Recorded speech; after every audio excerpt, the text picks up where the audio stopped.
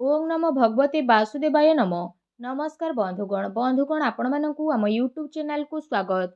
बंधुगण आज आम जानिबा 19 तारिखर दिन आपणकर किपरि साब्यस्त हेबो, केउ प्रकार आजिर दिन को आपण साब्यस्त करिवे कि आजिर दिन आपणकर किपरि कटिबो, केउ प्रकार स्थिति रे उत्पन्न हेबो, केउ केउ जिनिस रे आपणकु फायदा हेबो, केउ सबु जिनिस रे आपणकु सावधानियता अवलंबन करिबा पई पड़िबो, आपणकर लव लाइफ किपरि रहिबो, आपणक क्यारियर किपरि रहिबो, बिजनेस आ व्यापार किपरि रहिबो, ता सहित स्वास्थ्यर महत्वपूर्ण इनफॉरमेशन मध्ये आमे आपण मानक भिडियो रे कहिबु।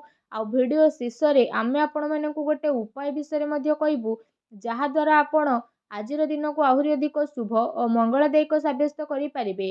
आगो को वीडियो आरंभ करबा पूर्व आमर आपण मानक रिक्वेस्ट, जदि आपण आमर ए चैनल रे नुआ करि आछंती तो चैनल को सब्सक्राइब करंतु, सांगरे नोटिफिकेशन बेल को मध्य ऑन करंतु, जहा द्वारा समय समय रे सब वीडियो रो नोटिफिकेशन आपनको सर्वप्रथमे मिलिबो। तो आसंतु जानिबा किपरि रहिबो आपणक पई 19 तारिखर दिन।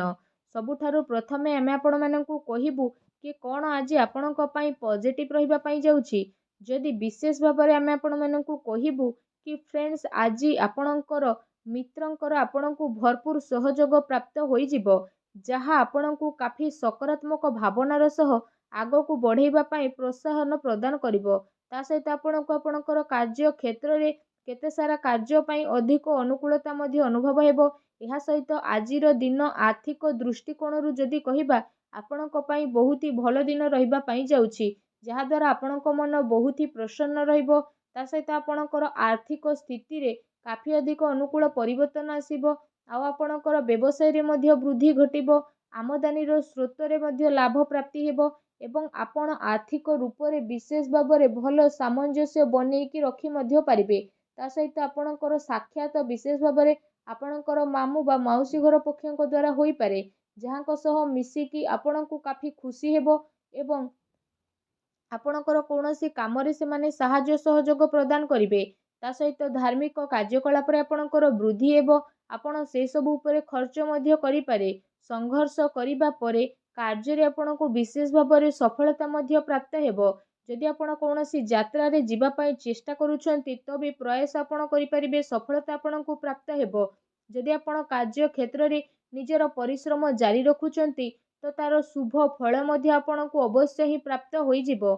एहा सहित ए समय रे आपण मानिकी हा चलंतु कि ए समय आपणकर पूर्ण रूप रे आपणक पई ही रहिबो। बास आपणको आपणकर इच्छा प्रदर्शन प्रत्येक क्षेत्र रे देबार रहिछि, तेबे जाई आपण तार परिणाम स्वरूप भल शुभ परिणाम को आपण प्राप्त करिवे। स्थिति आपणक पई बहुत भलो रहिबो। एहा सहित आपणकर मनोबल मध्ये बढ़ी जिवो, जहा द्वारा आपण काफी उत्साह रे मध्ये रहिबे और निजर ऊर्जा बल रे आपण सबु प्रॉब्लम को फेस मध्ये करि नेबे। ता ऊपर आपणकु विशेष भाबरे सफलता मध्ये प्राप्त हेबो, जहा द्वारा आपणकर खुशी दुई गुणा मध्ये होई जिवो एवं आपणक दिन काफी आनंद रे मध्ये कटि जिवो। आसंतु जानिबा ए दिन रे आपणक पई कोन नेगेटिव रहिछि। जदि कहिबा आपणक पई एहा आवश्यक रहिबो कि आपण कौनसी भी निर्णय को नेबा पूर्वरु निजर पूरा समय नियंतु आ भाबी चिंती की समस्यार उत्तर बाहर करंतु। समस्यार उत्तर बाहर करबा पई पर्याप्त संशोधन को आपण जुटै नियंतु। पारिवारिक जीवन रे जदि कहिबा ए दिन रे चिंतार वृद्धि मध्ये होई पारे। जदि आपण समस्त को सांगरे नै कि चलिबे तो समस्या धीरे धीरे आपणकर काबू रे आसीबो। ता सहित जदि कहिबा पैसा लेण देण रे आपणकु विशेष सावधानतार आवश्यकता रहिछि, तथा कौनसी अन्य व्यक्ति को धन देबा आपणक पई नुकसानदायक मध्ये होई पारे।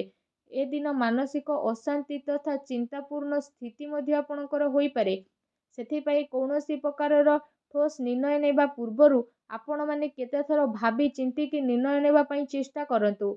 एहा आपणक पई काफी फायदावान भर साब्यस्त हेबो।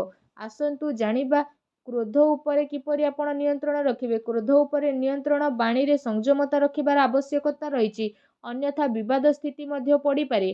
पारिवारिक स्थिति आपणकर अनुकूल रहिबो, किंतु ध्यान रखंतु आपणक कथा रे काहाकु जेमिति आघात न पहुंचु।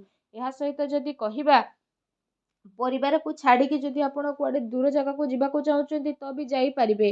निज जीवन रे प्रत्येक स्थिति पई आपण रेडी हे के रुहंतु, अन्यथा स्थिति आपणक नियंत्रण रु बाहर को जाई पारे। आपणको आपणक परिवार लोकंक सहित धन संबंधित समस्या को सुलझेबा पई मध्ये पड़िबो। ଆଉ ଆପଣ ଅଧିକରୁ ଅଧିକ ଯୋଗଦାନ ମଧ୍ୟ କରିବା ପାଇଁ ପ୍ରସ୍ତୁତ ହୋଇଯାଆନ୍ତୁ।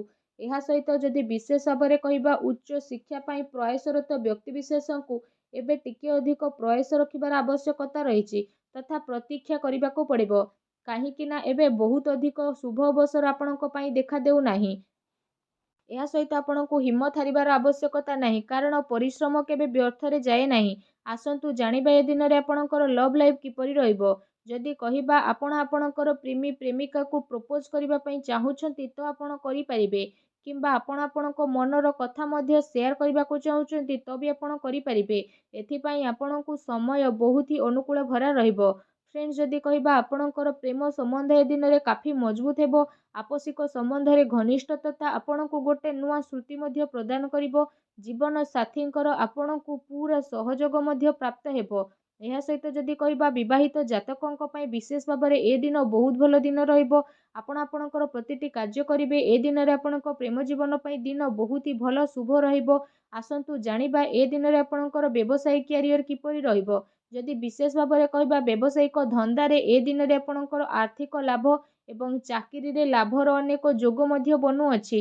ଗ୍ରହ ନକ୍ଷତ୍ର ଅନୁକୂଳ ରହିବା କାରଣରୁ ଆକସ୍ମିକ ଧନ ଲାଭର ବିଶେଷ ଭାବରେ ଅନେକ ହିଁ ଯୋଗ ଆପଣଙ୍କ ପାଇଁ ବନୁଛି। ଆପଣଙ୍କୁ ପଇସାର ଲେଣ ଦେଣରେ ଅଧିକ ଫାଇଦା ମଧ୍ୟ ପ୍ରାପ୍ତ ହେବ। ଅଟକିଥିବା ସବୁ କାର୍ଯ୍ୟ ଆପଣଙ୍କର ପୂର୍ଣ୍ଣ ହେବ। ଧନ ଲାଭର ଭଲ ସ୍ଥିତି ମଧ୍ୟ ବନୁଅଛି, ଯାହାଦ୍ୱାରା ଆପଣଙ୍କ ମନ ବହୁତ ହି ପ୍ରସନ୍ନ ମଧ୍ୟ ରହିବ। ବ୍ୟାପାର ବିସ୍ତାରତାର ଆପଣ ନୂଆ ଯୋଜନା ମଧ୍ୟ ବନେଇବେ। ବ୍ୟାପାରକୁ ନେଇକି ଆପଣ କୌଣସି ଯାତ୍ରାରେ ମଧ୍ୟ ଯାଇପାରନ୍ତି, ଯାହା ଆପଣଙ୍କ ପାଇଁ କାଫି ଲାଭଦାୟକ ସିଦ୍ଧ ମଧ୍ୟ ହେବ। ଆସନ୍ତୁ ଜାଣିବା ଆଜି ଆପଣଙ୍କ ପ୍ରପର୍ଟିରେ କିପରି ନିବେଶ କରିବେ। ପ୍ରପର୍ଟିରେ ଭଲ ନିବେଶ କରିବେ, ଯାହା ଭବିଷ୍ୟତରେ ଆପଣଙ୍କ ପାଇଁ କାଫି ଲାଭଦାୟକ ସିଦ୍ଧ ମଧ୍ୟ ହୋଇଯିବ। ଚାକିରି କରୁଥିବା ଜାତକଙ୍କ ପାଇଁ ଯଦି କହିବା ଆଜିର ଦିନ ବହୁତ ହି ଭଲ ଦିନ ରହିବା ପାଇଁ ଯାଉଛି। ଫ୍ରେଣ୍ଡସ୍, ଆସନ୍ତୁ ଜାଣିବା ଆଜି ଆପଣଙ୍କର ସ୍ୱାସ୍ଥ୍ୟ କିପରି ରହିବ। ବିଶେଷ ଭାବରେ ଯଦି କହିବା ବୁଦ୍ଧିମାନିର ସହିତ ଆପଣ ଊର୍ଜା ଶକ୍ତିର ପ୍ରୟୋଗ କରନ୍ତୁ, ତେବେ ଆପଣଙ୍କୁ ଶାରୀରିକ ରୂପରେ କେହି ଯେମିତି ପ୍ରୋବ୍ଲେମରେ ପକାଇ ପାରିବେ ନାହିଁ। ଆପଣଙ୍କ ଜୀବନ କାଫି ଖୁସି ଭରା ମଧ୍ୟ ରହିବ।